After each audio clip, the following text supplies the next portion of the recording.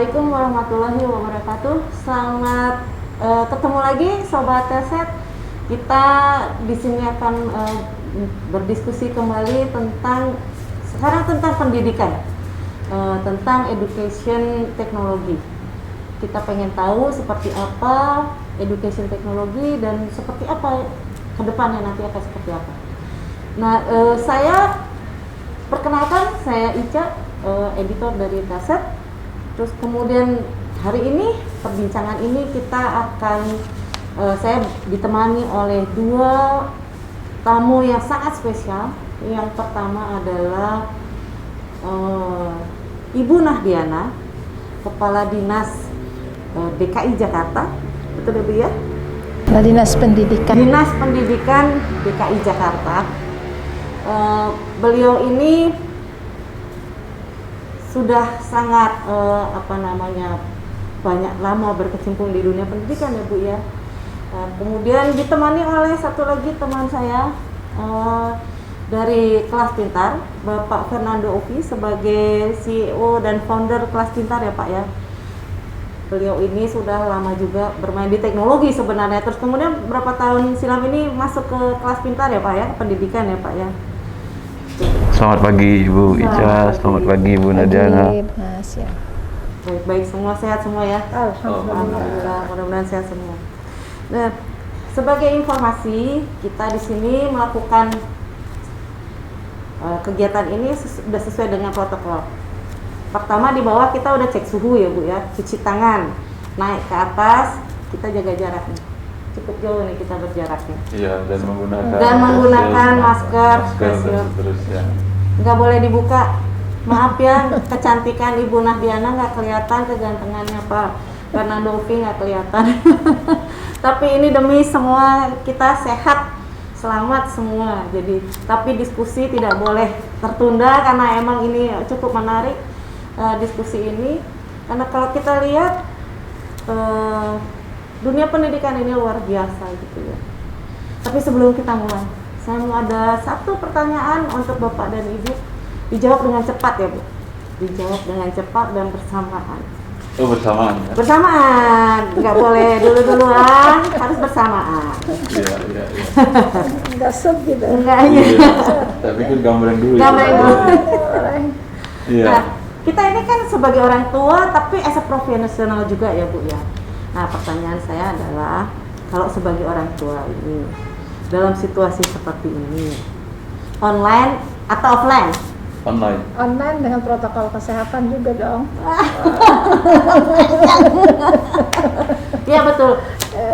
Online tapi tetap juga ya, karena belum memungkinkan untuk tatap muka. Kalau memang yang belum, kalau yang udah ya monggo dengan yang udah ya Bu ya. Tapi kalau boleh dijelaskan lagi Bu, kenapa Ibu memilih tadi online tapi tetap sesuai dengan protokol kesehatan? Ya, online juga kadang kan memang harus ada protokol kesehatan. Anak itu di rumah juga bisa jadi tidak sendiri, bersama orang lain, ada orang tua, ada pengasuh dan lain-lain. Jadi ketika di rumah bukan berarti anak itu juga lepas dari protokol kesehatannya.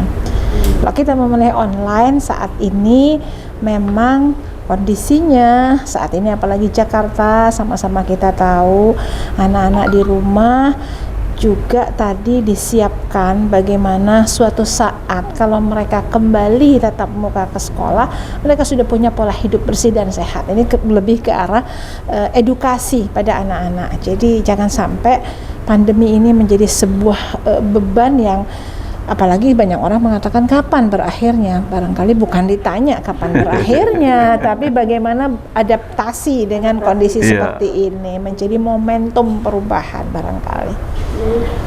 Kalau Pak Ufi tadi bilang online, kenapa tuh Pak? Ya, tentunya kalau bicara dengan online dengan persyaratan minimum yang memang sudah mewakili dari setiap elemen belajar. Karena ya dalam 5 bulan lebih, hampir 7 bulan dan 8 bulan ini, saya pikir kita banyak belajar untuk sampai di sana. Nah, kalaupun nantinya memang diharuskan dengan online dengan kriteria dan persyaratan tertentu, ya itu sendiri tidak mengurangi arti dari belajar itu sendiri dan sama sekali tidak menghilangkan elemen-elemen dalam ekosistem pendidikan itu sendiri.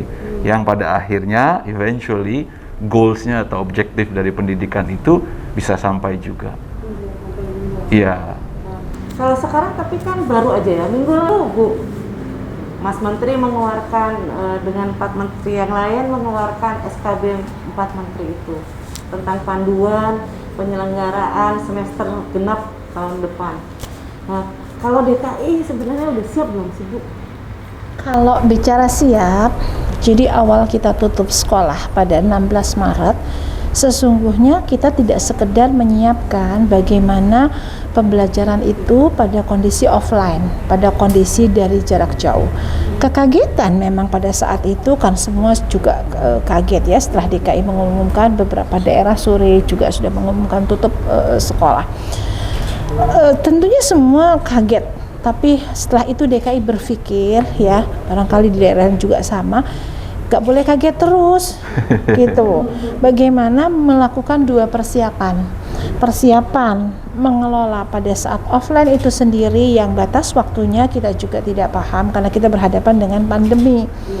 Yang kedua adalah persiapan bagaimana pada suatu saat nanti kita bisa siap kembali ke sekolah. Jadi pembukaan sekolah memang kami sudah siapkan, berpikir ketika menutup sekolah, karena ketika menutup pasti sudah ada, iya. Dan kami sudah ada prediksi pada saat itu di term pertama adalah kemungkinannya perkiraan kita adalah di bulan Juli di tahun ajaran baru. Tapi kita juga menyiapkan lagi bagaimana ketika tahun ajaran baru pun tidak memungkinkan, karena tadi kita bicara dengan pandemi yang kita tidak bisa ukur kapan dia akan selesai. Lalu pada Oktober, April, dan saat ini SKB 4 Menteri keluar, disampaikan bahwa pada semester genap ini akan dibuka sekolah. Barangkali jangan sampai bicara buka sekolah tanda kutip, jadi semua mengatakan bahwa oh iya berarti Januari sudah sekolah ya gitu. Tidak serta-merta, karena apa yang disiapkan DKI, kami melakukan assessment DKI bagaimana selain siap pada saat buka sekolah nanti, baik dari kesiapan sarana prasarananya, tentunya kesiapan guru. Maka yang kedua adalah yang kami lakukan adalah persiapan bagaimana guru sendiri selain beradaptasi pada kondisi pembelajaran online ini, karena memang juga tidak mudah, tapi insya Allah tidak sulit ketika ini kita bersama, karena kan beda tipis antara pembelajaran dengan penugasan, itu beda tipis kan. Jangan sampai belajar online tapi isinya penugasan. Apakah ada? Ya pastilah ada gitu. Jadi itulah yang disiapkan DKI. Jadi siap buka sekolah itu bukan sekadar menyiapkan satu sisi infrastrukturnya saja, tapi bagaimana guru itu sendiri, kesiapan para stakeholder yang ada di sekolah. Nah, ini sudah dilakukan memang oleh DKI. Dan barangkali satu hal gitu ya, ketika masuk pun ini siapa yang bisa masuk, dan dari sinilah kita akan melihat. Memang ketika masuk pun harus ada piloting dulu, tidak serta semua gitu.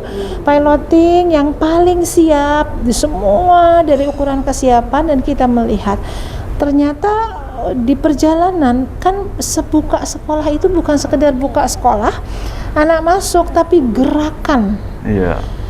Sekolahnya ada di zona tertentu. Lalu yang hadir anak-anak itu bisa dari segala penjuru. Sudah itu siap anak-anak sehat, bukan hanya anak-anak, orang tuanya juga harus sehat, gurunya juga harus sehat.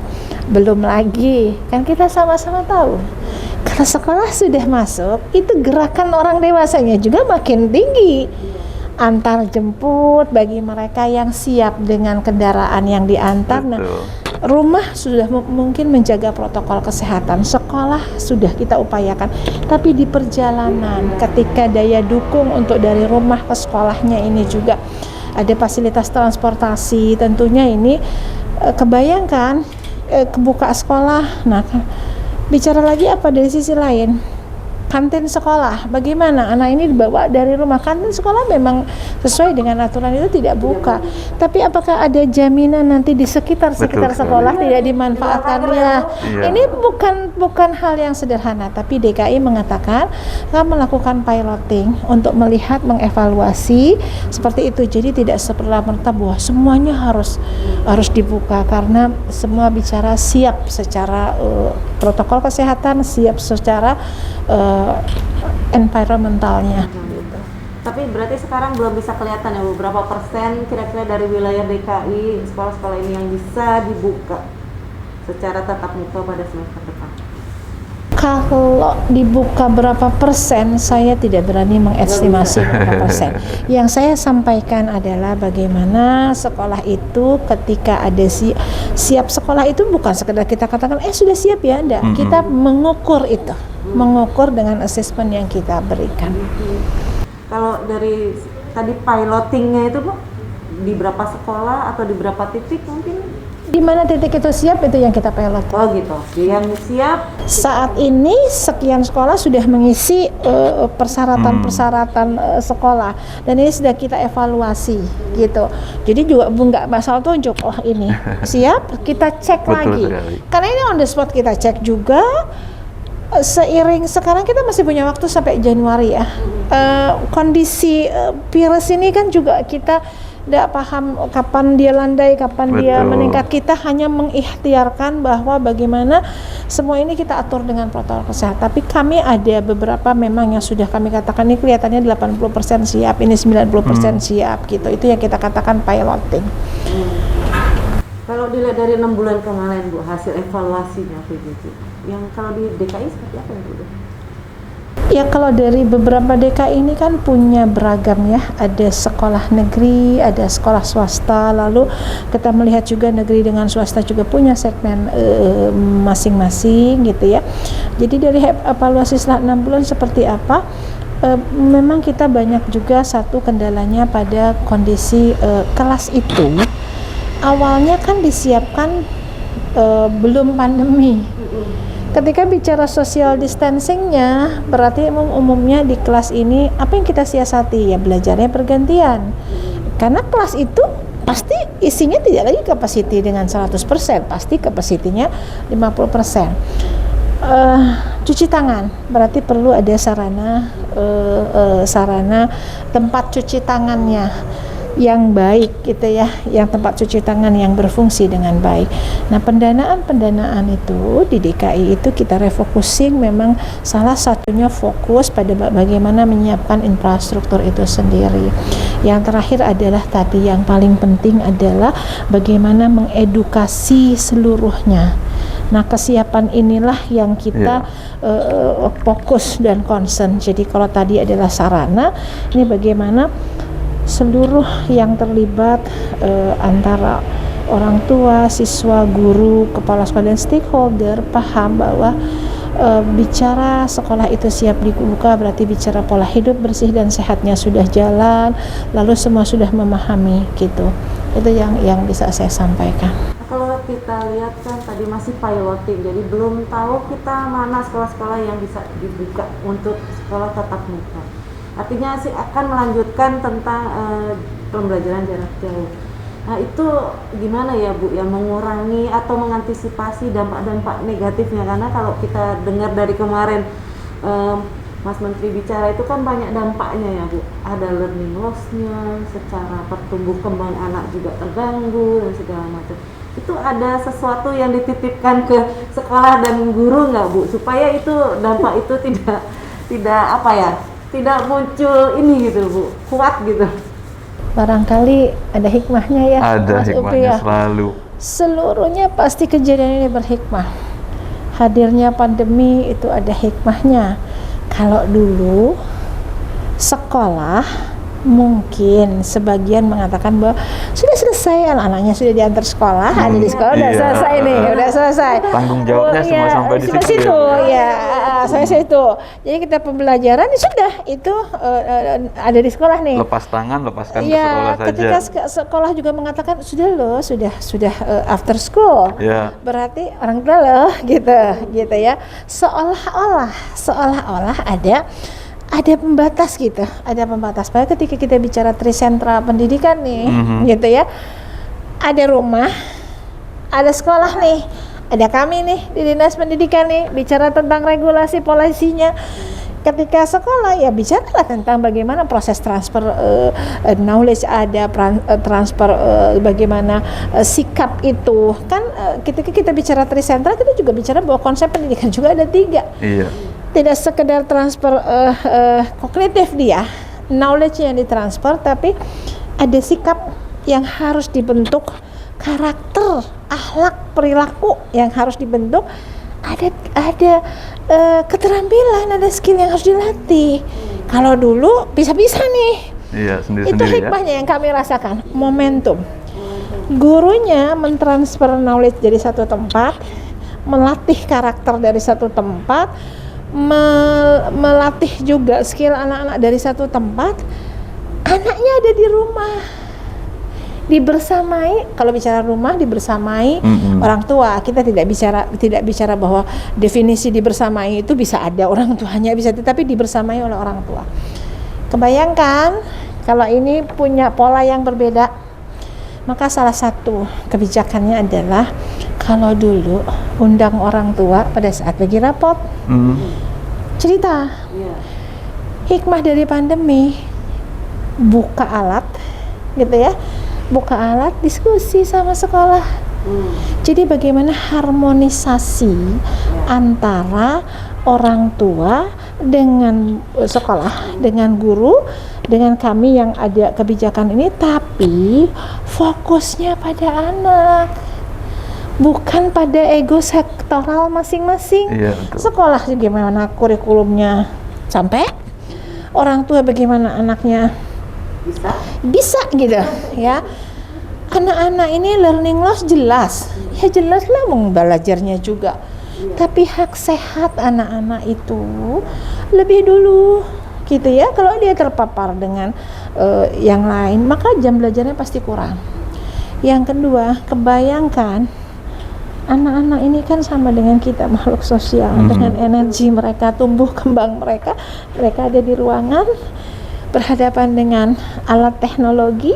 Kok ini tidak kita siasati bareng, maka bisa jadi secara psikologi anak-anak itu dia stres, dia burnout gitu kan ya ada. Jadi kita melihat itu dan harus berfokus pada anak, karena sesungguhnya anak kita juga sudah jadi pemenang. Kenapa? Dia stay loh at home, ininya sikapnya yang dibentuk adalah kenapa sih aku nggak boleh keluar? Bayangin kan cuma di tempat tidur, kesini. Dan itu mereka sudah lakukan selama 8 bulan ya. Bosan, senang dulu pertama senang dulu, betul. senang. Bebas ya Bu Nadia ya. Nggak perlu sekolah, senang, terus bosan. Berapa siklus tuh bosan, dia semangat lagi. Gurunya juga sama nih, kasih pembelajaran udah ini yang harus belajar. Terakhirnya sudah hopeless rupanya gitu. Kenapa? Ya kapan? Jangan-jangan sekarang anaknya udah siap belajar di rumah, karena udah biasa, udah adaptable. Yang belum siap adalah kita. Saya berhenti sampai situ dulu, nanti Pak Sofi udah bicara nih gitu ya. Gitu. Iya. Pak Ufi kemarin dengan SKB 4 Menteri itu, kalau Bapak lihat seperti apa dari Kelas Pintar? Iya, terima kasih Bu Ica. Dengerin Ibu Nadiana bicara, saya juga jadi benar-benar melihat seorang yang benar-benar memahami keadaan selama 6 bulan lebih ini. Saya pikir yang pertama memang kalau kita ingat ya, ini adalah SKB yang kedua. Ya, nah sebagai SKB ini saya pikir yang pertama adalah sebagai checkpoint kita terhadap pendidikan ini ya. Seiring memang ya pandemi ini, kalau dibilang kita hidup dengan itu ya kita hidup dengan itu. Ya, Nah, dalam kita hidup dengan itu, kalau saya spesifik masuk ke dalam dunia pendidikan, pendidikannya itu bukan berbicara mengenai kognitif lagi, tapi pemahaman ya, yang di dalamnya seperti saya sampaikan tadi, ada di ekosistem itu ada orang tua, ya, ada siswa, ya, ada sekolah, ada guru. Nah, kita masuk ke dalam step zero-nya dulu deh, ya. Kita sebelum kita bicara mengenai daya serap, kita bicara mengenai evaluasi pada saat pandemi ini dengan istilahnya PJJ, yang nanti saya sampaikan PJJ itu apa, tapi step zero-nya adalah pemahaman ke semua orang tersebut tentang ya hidup sehat atau ya gaya hidup selama pandemi ini. Karena pemahaman mereka sejauh mana sampai di situ akan berarti atau berimplikasi besar terhadap pada saat mereka mau dibawa ke sekolah. Tadi Ibu Nadiana menyampaikan interaksinya banyak. Ada yang menghantar ke sekolah, ada yang pergi ke rumah, ada yang pergi ke warung, ada yang melewati transportasi umum dan seterusnya dan seterusnya. Nah, implikasi yang sudah sekitar 6 bulan lebih yang kita ketahui, sebenarnya kan kalau saya bilang dibilang sulit enggak, ya, dibilang mudah juga enggak. Makanya tadi kalau Ibu Ica tanyakan ke kita, bisa enggak kita lepas atau kita copot dulu sebentar gitu ya. Itu adalah masalah disiplinnya. Nah, kedisiplinan, pengetahuan itu yang kalau kita bicara mengenai kelas 1 sampai kelas 12, tahap pemikiran dan pengertiannya akan berbeda-beda. Nah, peran orang tua sendiri ya dalam ya, kita belum masuk ke yang step 1 tadi Bu Ica ya, dalam menyampaikan ini loh yang harus kamu lakukan sehingga anak itu bisa mengerti. Nah, kalau bicara kembali mengenai SKB 4 Menteri, saya pikir yang disampaikan Ibu Nadiana tadi ya, bagaimana mengkomunikasikan, menurunkan informasi tersebut ya dan mengimplementasikannya ke sekolah masing-masing.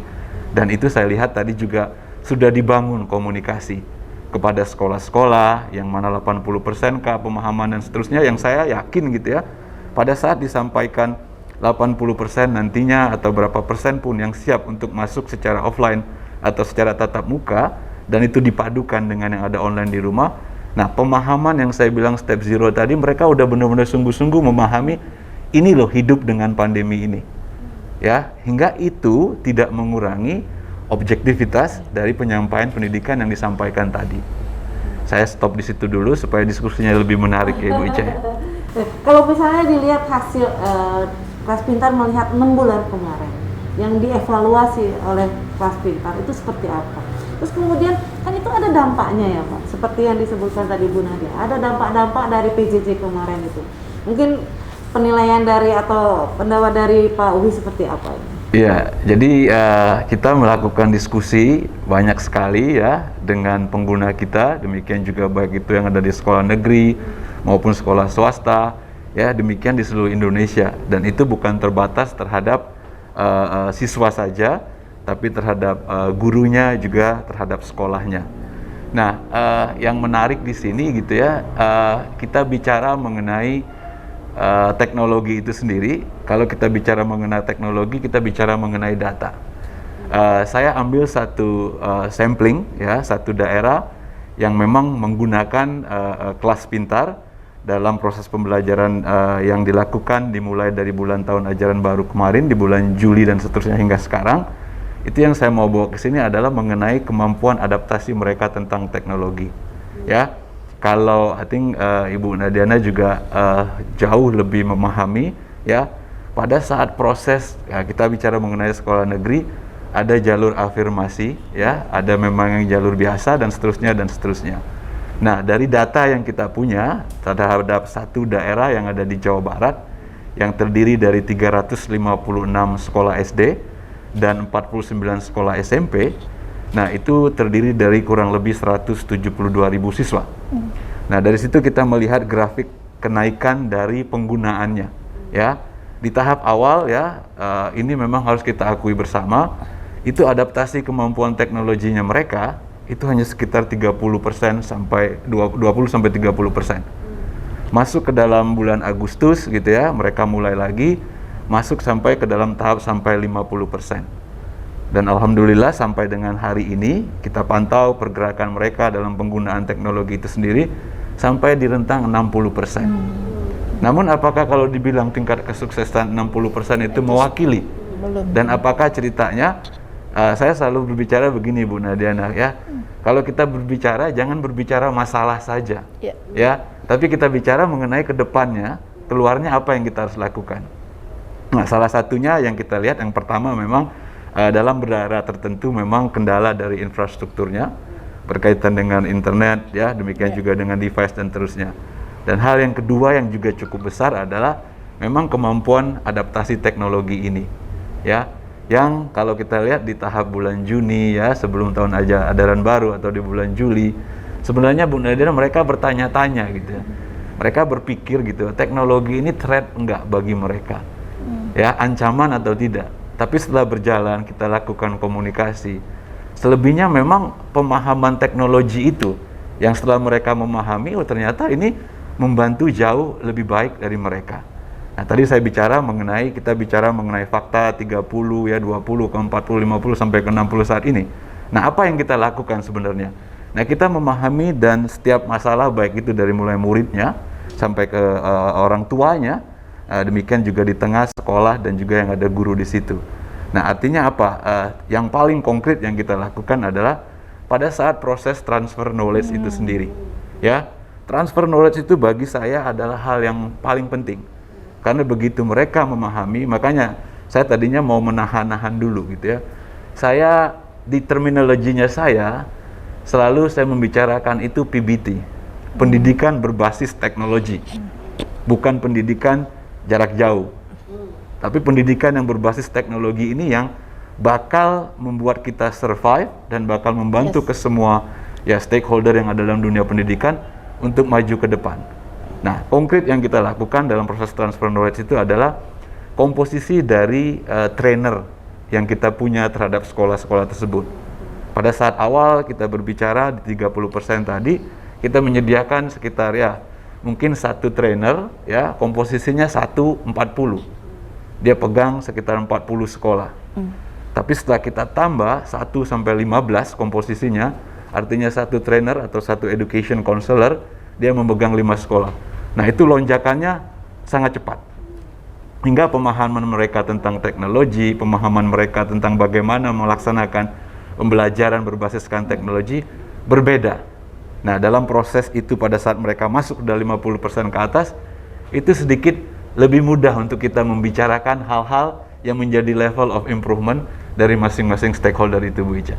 Rodanya bergulirnya lebih cepat karena pelumasnya udah ada duluan. Betul, dan saya selalu bicara dengan data gitu ya. Jadi kalau kita bicara data, progres itu kita bisa lihat, dan samplingnya bagi saya dalam satu daerah yang ada di Jawa Barat cukup besar. 356 sekolah SD ditambah 49 SMP yang mewakili itu. Nah, bicara tentang education teknologi, terus kemudian nanti akan tatap muka. Kita belum tahu untuk kapannya gitu, tergantung kesiapannya tadi. Itu kira-kira menurut Ibu education teknologi ini dipakai nggak sih, Bu? Atau hybrid aja deh, separuh pakai, bagian lagi enggak? Atau sebagai supporting system aja? Saya tadi mau nyambung, kalau nggak ditanya saya mau nyambung juga. Karena apa? Gini, jadi pandemi ini itu hikmahnya banyak gitu, banyak hikmahnya. Saya setuju sekali. Kan pembelajaran offline, katakan tatap muka, sesungguhnya karena era 4.0 yang jelang sudah mau 5.0 gitu, ini tuh kita harus sudah berbasis teknologi, pembelajaran berbasis teknologi. Tapi ketika bicara teknologi ini beragam orang menyikapi ini. Betul.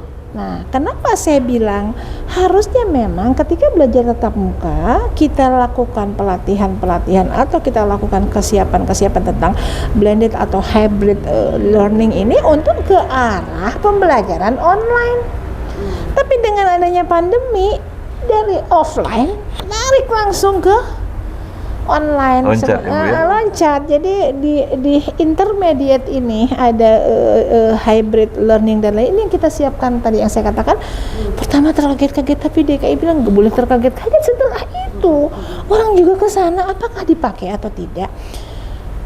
Saya informasikan bahwa Pak Gubernur itu memang concern sekali dengan kegiatan, dan betul kita tidak hanya bicara masalah gitu. Ketika online, apa masalah pertama? Semuanya punya nggak? Semuanya punya nggak piranti pendukungnya? Sudah punya piranti pendukung? Akses internetnya seperti apa? Betul. Bisa nggak? 2 hal. Maka pemerintah Provinsi DKI ini mengadakan namanya selain PSBB, KSBB, kolaborasi sosial berskala besar. Yang sudah launching di teman-teman di UMKM. Pendidikan sudah diluncurkan oleh Pak Gubernur pada kemarin hari Kamis, diluncurkan bagaimana kita mendata anak-anak kita yang belum punya gawai itu seberapa banyak gitu. Jadi memang anak-anak kita masih ada anak-anak kita yang belum punya gawai. Ini pun kita break lagi dari data itu, belum punya gawai sama sekali atau 1 gawai dipakai bersama gitu. Jadi yang sudah bagus kita pacu untuk lari, yang belum ini kita ajak untuk bisa gitu. Yang ini karena nanti kendalinya kan ada di sini. Jadi kami itu menyasar program KSBB gawai ini bagaimana tadi mau kita mengumpulkan gawai-gawai yang baru atau yang bekas layak pakai. Dari mana? Dari seluruhnya. Ya, kalau sekolah ada alumni, kita colek alumninya gitu. Dari dunia usaha, dunia industri. Atau yang di rumah punya 3 atau 4. Cukup 1 gawai saja gitu kan, cukup 1 gawai. Kenapa? Karena kita mau ke arah pendidikan berbasis teknologi kan. Kita kalau enggak, yang abadi itu kan hanya perubahan. Siapa yang nggak mau berubah ya tertinggal. Karena sekolah itu bukan hanya bicara pembelajaran, tapi bagaimana persoalan-persoalan ke depan yang akan mereka hadapi, kita harus siapkan dengan kita nggak tahu loh 5-10 tahun ke depan profesi apa yang masih ada. Jadi benar-benar harus kita ikuti. Belum itu juga. Biarlah kalau gurunya belum semua juga, ada guru juga yang dia masih difasilitasi. Maka program kedua kita adalah program pengadaan laptop atau PC untuk para pendidik. Nah, sehingga yang masih tertinggal ini ke depannya, kalau sekarang kan mereka masih offline tanda kutip kita antar modul. Untuk secara psikis anak-anak kepingin dan ternyata kita juga ingin proses pendidikan ini bagaimana nanti di suatu saat anak-anak yang karena mereka bukan tidak bisa, saya pikir dari konsep pembelajaran, karena mereka punya keterbatasan sehingga treatment mereka. Jadi itu jadi hikmahnya pandemi ini bukan sekedar apakah teknologi dipakai, ya harus kalau di pendidikan, tapi ada masalah, jangan bicara masalahnya begitu dong, jadi solusinya ini juga carikan solusinya gitu. Betul sekali. Gitu. Kalau dari sisi kurikulum mungkin akan ada perubahan nggak Bu dari yang sekarang seperti ini, kemudian nanti pembelajaran berbasis teknologi itu mungkin, atau kalau gimana ke depan ya, supaya ya kan ini kan kita ketinggalan 6 bulan nih Bu ya, yang seharusnya anak-anak itu sudah dalam posisi yang jauh lebih baik dari sekarang, tapi karena ada kondisi seperti ini itu bisa baliknya lagi gitu, seperti apa? Jadi kalau bicara kurikulum kan itu piranti yang mengatur arah bagaimana beban pembelajaran, muatan pembelajaran, lalu output dari pembelajaran itu yang bicara piranti lunak gitu. Dalam kondisi seperti ini kami mengistilahkannya bukan sekedar kurikulum darurat, tapi bagaimana kurikulum yang adaptable. Jadi dia beradaptasi. Maka di beberapa edaran yang disampaikan itu adalah bagaimana tidak melulu kita masuk kepada numerik, gitu loh. Bagaimana pembelajaran itu bahasanya dibuat menyenangkan dan bermakna. Karena tadi kondisi psikis anak-anak, kondisi yang lainnya, dia menyenangkan dulu. Yang penting anak dibuat nyaman dulu. Ini kan berfokus pada tumbuh kembang anak dulu. Kita paksakan apapun, Mbak, dengan target-target kurikulum yang belajar tuh anak. Maka tadi saya katakan ekosistem, kalau kata Mas Ufi ini ekosistem, saya bicara dari harmonisasi. Betul. Fokusnya siapa? Jadi ketika kemarin banyak keresahan, nanti anak saya ketinggalan begini, ketika dunia memang kondisinya seperti ini gitu. Tapi kita pelajari bahwa bagaimana anak-anak yang jenjangnya ke bawah makin lama, kalau nanti kita sudah mulai akan ada learning loss-nya ini makin tinggi. Iya, betul sekali. Nah, inilah yang nanti kita akan intervensi dengan tadi beberapa program, kan semangatnya bahwa persoalan pendidikan tidak bisa diselesaikan oleh dinas pendidikan sendiri, satu orang saja, satu komunitas, tapi bagaimana kolaborasi. Jakarta ini membangun semangat kota kolaborasi. Kita melakukan, kami punya regulasi, kami punya, tapi teman-teman mungkin di luar kami itu komunitas-komunitas punya kreativitas. Ini sangat indah. Jadi ketika bicara ini sekarang saja kita sudah nggak aneh loh, Mbak. Di awal-awal, aduh ini mau ngapain? Ini sekarang sudah nggak aneh lihat orang, sambil rapat, sambil ini. Anak-anak kita juga sudah mulai. Jadi barangkali ketika bicara kurikulum, sama-sama bahwa kurikulum itu kan arah, muatan, beban belajar yang nanti hasilnya, tapi ingat pelakunya di sana siapa? Ada kami, guru, ada juga orang tua, tapi objeknya siapa? Nah, ketika bermakna buat siapa? Buat siswa, karena sejatinya ini tidak mudah. Saya suka mengulang, ini tantangan, tapi insya Allah tidak sulit. Iya, betul. Kenapa? Saya setuju. Ya, kenapa? Ya, anak-anak kita siapkan, mereka bisa menjawab tantangan. Jadi soal-soal yang dibuat bukan lagi angka matematis yang harus dikejar, ketercapai, tapi kebermaknaannya. Maka memang saya concern sekali ke teman-teman di internal kami, di sekolah-sekolah. Tidak bisa lagi anak tidak mengumpulkan tugas. Terus anak itu anak tidak mengumpulkan tugas terus kosong. Kan mesti ditanya, kenapa dia tidak mengumpulkan tugas? Betul. Ternyata dia lahir dari anak yang belum punya gawai, dia gantian pakainya. Tunggu sama papa atau orang tuanya. Terus ternyata dia bilang, saya nggak ngerti, bingung, kalau di tatap muka dia gampang, cuman dan lain-lain. Ini sebetulnya challenge betul. Bagaimana terakhir mungkin saya pikir begini, mengajar saat ini bukan lagi bicara kurikulum tanda kutip yang sifatnya diukur dengan numerik, bukan hanya dengan literasi, tapi ada hal yang harus kita ukur, bagaimana mereka ini ada rasa aman, rasa nyaman. Kalau saya bilang ke guru-guru, dekat ya anak-anak itu dengan cinta. Bayangkan kita lintas batas, nanti kalau di rumah dia ada harmonisasi dengan orang tuanya baik, terus dia tidak dapat harmonisasi di sekolah, atau sebaliknya, confused mereka. Jadi bagaimana menghindari learning loss ini? Ya jelas kalau secara matematiknya ada learning loss dan kita akan intervensi. Salah satunya pastikan anak-anak kita ini mentalnya kuat. Mereka itu mentalnya kuat, mereka survive, nanti mereka akan berselancar sendiri dengan careers mereka terhadap saya seperti ini. Selama itu project dari guru-gurunya juga harus dibuat project-project yang menantang untuk mereka. Betul. Bukan project-project. Saya juga kadang-kadang ini menggunakan teknologi tapi kirim video aja. Nah, sudah itu tidak dibahas lagi. Nggak dibahas lagi. Jadi gitu. bukan belajar mandiri tapi belajar sendiri dibikinnya. Nah, ini teman-teman juga sedang kita siapkan dengan blended learning seperti itu. Jadi kalau nanti sekolah sudah kembali ke new normal dan ke arah normal, ada yang tidak normal. Ya, bagaimana kita memanfaatkan ini menjadi semua berbasis teknologi. Baik sekali. Nah, kalau kelas pintar gimana nih perannya nanti ketika memang udah kembali menjadi tatap muka, belajar tatap muka? Kalau kita kan mikir ya online aja, ini nggak perlu lagi lah kita pakai. Tapi menurut saya seperti tadi kan ada combine di situ. Gimana nih peranan dari kelas pintar nih Pak?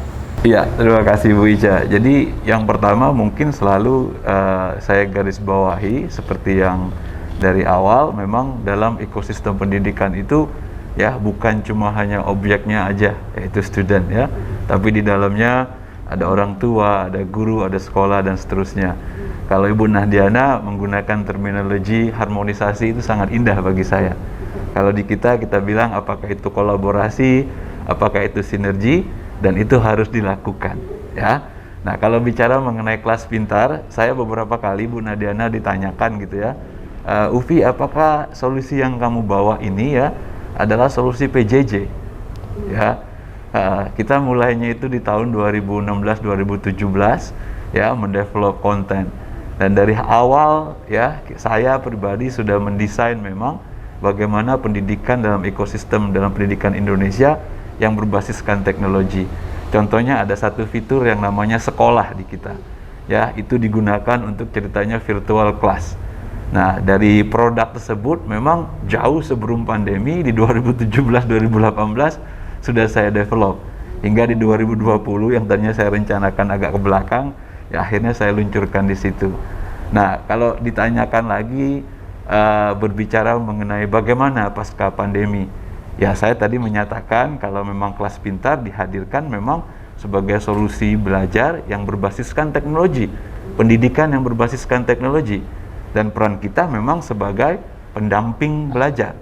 Saya tertarik apa yang disampaikan Ibu Nahdiana tadi. Jadi kalau belajar itu ya kalau dulu gitu ya, ya sebelum pandemi gitu ya, orang tua lepas tangan kalau saya bilang tadi.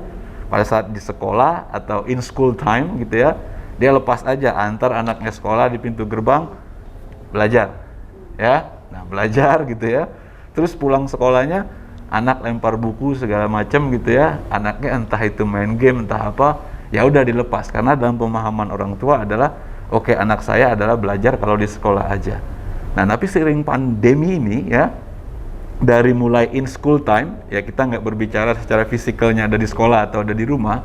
Nah, itu peran orang tuanya sangat terlihat, dan suka nggak suka itu namanya leapfrog gitu ya. Dalam waktu 8 bulan ini mungkin kalau saya bilang hal-hal yang harusnya 5-10 tahun yang sudah sering digaungkan sama diskusi-diskusi tentang pendidikan, itu terjadi dalam 3 atau 5 atau 6 bulan ya.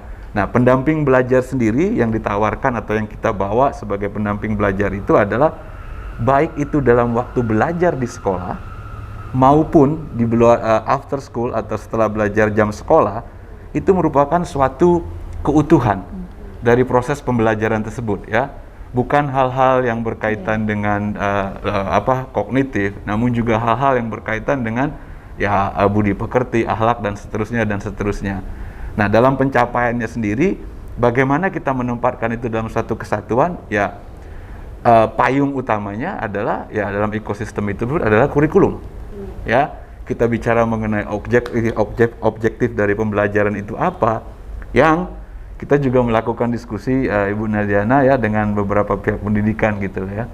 Apakah kalau ceritanya saya kasih mentah-mentah buku atau suruh dia baca, kalau kita measure atau kita ukur skornya bakal 100? Jawabannya maksimum Bapak itu bilang 60-70. Kita baru bicara mengenai ranah kognitif.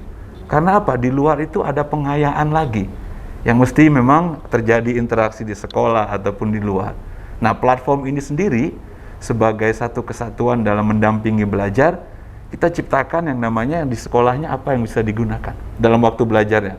Ya, interaksinya tetap di dalamnya ada sekolah, ada guru, ada yang namanya murid, dan dipantau oleh orang tua. Tapi after school-nya pun, pada saat pengayaan itu mau ditambahkan, pada saat siswa mau mereview apa yang dipelajari, semua itu bisa dilakukan. Hingga apa? Pada saat ceritanya hari ini, untuk mempersiapkan esok hari, diharapkan memang dengan ini, anak tidak akan ketinggalan. Demikian juga guru akan mempunyai banyak lebih waktu lagi untuk memahami yang namanya anak itu sendiri. Sementara orang tua akan melihat itu dalam proses suatu pembelajaran yang pada akhirnya melihat hasilnya seperti apa, Bu. Nah, tampilan seperti itu yang kalau kita lihat peran kita sebagai kelas pintar, sebagai pendamping belajar adalah ya sebagai enablernya. Tadi Ibu bilang kan ini adalah sebagai regulatornya, dan pelaksananya di lapangan juga ada sekolah, ada ceritanya guru, ya, di dalamnya ada siswa. Jadi baik itu, ya, kita berbicara, baik itu ceritanya di masa sebelum pandemi, pada saat kita bicara mengenai pandemi, pada saat pandemi berlangsung sampai dengan sekarang, atau nantinya, ya, pada waktunya pandemi ini bisa selesai, ya, karena sekali lagi yang kita siapkan adalah pendidikan yang berbasiskan teknologi. Saya mengutip apa yang disampaikan Darwin gitu ya. Dia punya teori yang namanya the fittest of survival. Ya, dia bukan berbicara mengenai the strongest of survival, tapi bagaimana orang bisa bertahan, itu yang nantinya yang bisa menyesuaikan diri, itu yang akan bertahan. Bu Ica juga lihat ya, dalam industri kita bicara mengenai pada saat fintech mau masuk ke Indonesia ya, bagaimana retail atau offline business gitu berlangsung. Pada saat waktunya ya, yang bisa survive itu orang yang bisa fit dengan keadaan. Tadi saya di awal berbicara dengan Ibu Nadiana, ya Bu, sekarang banyak hikmahnya. Kalau saya suka tuh kalau Ibu Yana bilang, jangan melihat sisi lain, sisi buruknya aja gitu ya. Ya sekarang banyak hal yang muncul di luar perkiraan kita. Bagi saya contohnya ya, dalam industri ini, pada saat setiap kali saya melaksanakan launching suatu produk, for example gitu ya, saya mesti offline, saya mesti ke suatu tempat dan melakukan banyak hal gitu ya. Tapi sekarang saya bisa lakukan di sini, saya bisa lakukan dengan green screen ya. Apakah itu mengurangi maknanya? Mengurangi objektifnya? Enggak. Nah, model-model seperti ini sebagai suatu percontohan yang saya pikir nantinya sangat relevan dengan pendidikan ini. Memang ya kompleksitasnya banyak Bu Ica ya. Cuma enggak fair juga ya kalau kita bicara apakah pendidikan berbasis teknologi ini evaluasinya tidak baik hanya gara-gara infrastruktur yang ada di pegunungan. Ya, hanya gara-gara ceritanya nggak ada internet akses. Kalau memang mau apple to apple, ambil suatu daerah yang percontohannya dengan semua checklist minimum requirement-nya itu ada, dan kita lihat progres apa yang kita dapatkan di situ. Hingga ke depannya mungkin kalau memang dari sisi regulator bisa melihat ini pembakuannya, kurang lebih gambarannya atau kebutuhan minimumnya untuk bisa menjalankan pendidikan berbasis teknologi seiring kita memang bergerak ke arah sana semuanya. Itu Bu Ica. Kalau dilihat dari ekosistem pendidikan, kelas pintar di mana sih Pak? Kelas pintar, kita memerankan diri kita sebagai pendamping belajar. Pendamping belajarnya bukan cuma untuk gurunya. Kalau dulu tuh katanya begini Bu Nadiana ya, sibuk nyiapin bahannya itu 70%, 30%-nya cuma waktu buat ngajar anaknya. Ya, nah karena kita mendampingi itu, kita siapkan konsep pelajarannya, video animasinya, elektronik booknya, materi pendidikannya yang bisa digunakan oleh guru. Dan kita mengikuti semua kurikulum yang diterapkan oleh pemerintah. Itu the beauty of technology bagi saya Bu Nadiana ya. Sama halnya pada saat sekarang ya, kita juga berinteraksi dengan Kementerian Pendidikan, kita berbicara mengenai kurikulum Merdeka Belajar yang di dalamnya ada AKM dan juga pengukuran seterusnya. Nah, di situ dengan teknologi itu bagi kita tidak perlu waktu yang panjang untuk bisa mengikutinya. Back again, the fittest of survival tadi, memang ini dibutuhkan suatu reaksi yang dalam tanda petik cepat, Ibu Ica. Karena apa? Kita juga ada joke yang dilemparkan ya. Untungnya ya alhamdulillah ya, tahun 2020-2021 tidak terjadi alumninya kosong. Karena ketakutannya pada saat pandemi kemarin ya, pendidikan nggak berlangsung, nggak berjalan, tahun akademik diundur. Jadi begitu ceritanya kita bicara di 2025 nantinya, begitu kita cari kamu lulusan berapa, kok lulusan 2021-nya nggak ada Bu Nadiana. Nah itu baiknya kita sampai di situ. Nah kita pertanyaan terakhir ini, kita juga udah cukup lama. Ini tentang Merdeka Belajar. Kalau menurut Ibu, kira-kira Merdeka Belajar itu kapan ya bisa diimplementasikan? Terus apa yang membuat Merdeka Belajar itu mungkin bukan kendala, tantangannya lah. Kalau kendala tuh kayaknya susah gitu ya. Tantangannya untuk kemudian Merdeka Belajar ini bisa berjalan, diimplementasikan. Simpel saja tadi. Kapan Merdeka Belajar itu bisa diwujudkan? Harmonisasi itu harus segera diwujudkan karena fokusnya yang Merdeka Belajar itu adalah siswa. Sederhana kan? Tapi ada yang sulit. Iya, iya. Kalau Pak Ufi gimana? Jadi memang seperti saya sampaikan tadi ya, kita ada di bagian penyiapan itu. Jadi tim dari Kelas Pintar memang diminta untuk aktif dalam persiapan dari Merdeka Belajar itu sendiri. Saya ada 5 atau 6 poin penting di situ, tapi saya cuma mau bawa 2 gitu ya. Kalau di sebelumnya kita berbicara mengenai literasi dan teknologi informasi sebagai dasar dari pembelajaran. Namun di Merdeka Belajar itu diharapkan nantinya mengutamakan literasi dan numerasi. Kenapa numerasi? Artinya pemahaman tentang teknologi informasi tersebut sudah blend dengan sistem pembelajaran dan cara menyampaikannya nanti. Nah, demikian juga dalam pengukurannya, itu kalau dulu sebelumnya, kalau kita bicara mengenai di kurikulum 2013, itu kita bicara adanya ujian nasional dan seterusnya gitu ya. Nah, tapi nanti ada asesmen kompetensi minimum di situ, yang bagi kita ya dengan seiringnya perkembangan atau perubahan, yang nanti insya Allah mereka akan terapkan itu di tahun depan, ya, untuk SD, untuk SMP dan seterusnya dengan AKM yang harus dilakukan di sana. Nah, tapi dalam proses tersebut kita kalau ditanyakan kesiapan kita, ya karena kita memang kita punya lebih dari 80 tenaga pengajar yang aktif ya, yang ada di kantor saya, nanti suatu waktu bisa berkunjung ke sana, yang pada saat memang kita merancang ini ya untuk beradaptasi atau untuk mengikuti apa yang diminta itu, bagi kita karena dasarnya memang kita sudah punya, hal itu tidak terlalu sulit. Ya, alhamdulillah mungkin sekitar 80% ya kita sudah siap untuk masuk dalam kurikulum Merdeka Belajar, baik dari mulai literasi numerasinya sampai dengan AKM-nya. Dan ini perlahan-lahan kita mau sempurnakan tentunya dengan membangun suatu komunikasi, bukan hanya dengan regulator saja, tapi dengan pihak sekolahnya, ya, dengan pihak gurunya. Demikian juga berbagai FGD yang kita lakukan dengan siswanya. Itu Bu Ica. Oke, terima kasih banyak atas kesempatannya Bu Nahdiana, Pak Ufi. Tapi seperti janji saya tadi di awal, saya mau ada 3 pertanyaan lagi ya, harus dijawab dengan 3? 3 ya, sekarang terakhir 3 penutup ya Pak. Oke, kita mulai ya. Barang lagi nih. Bareng. Oh, bareng lagi ya, nggak perlu gambreng kan? Nggak penusut Pak. Oh, nggak batu, gunting, kertas ya? Itu zaman anak sekarang Pak, batu gunting. Kalau zaman saya jempol, terus ring gini Pak. Oke, PJJ dipertahankan atau dihilangkan? Lanjut. Kita lanjutkan belajar dari rumah, pelajaran jarak jauh ya dilanjutkan saat ini. Mau nggak mau ya Bu ya kalau dengan kondisi ini. Transformasi dunia pendidikan, melompat atau merangkak? Harus melompat. Lompat. Udah terjadi lompat ya Bu ya sebenarnya ya Bu. Kalau bisa terbang. Kalau bisa terbang. Oke. Kurikulum Merdeka Belajar, masa kini or masa depan? Sedepan. Masa depan. Masa depan. Sekarang belum ya? Ya artinya gini, tadi kita nih udah tadi saya kasih itu ekosistemnya ini dijawab tadi.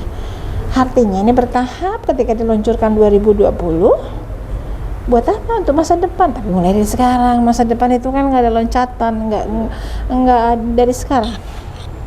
Ada tahapannya ya Bu ya, Ada. untuk sampai pada saatnya. Katanya the future is now katanya. Yes. Iya. betul. Nah, demikian juga dengan berakhirnya game ini, berakhir juga dengan pembicaraan kita di sini. Terima kasih untuk Sobat Telset yang sudah nonton, dan terima kasih juga untuk Pak Fernando Ufi dan Bu Nahdiana atas kesempatannya. Terima kasih Saya sama-sama Bu Ica. Mudah-mudahan apa yang kita bicarakan ini bermanfaat semua, dan salam sehat. Salam sehat. Jaga kesehatan selalu Selalu sehat semuanya. selalu, selalu sehat selalu. Bye.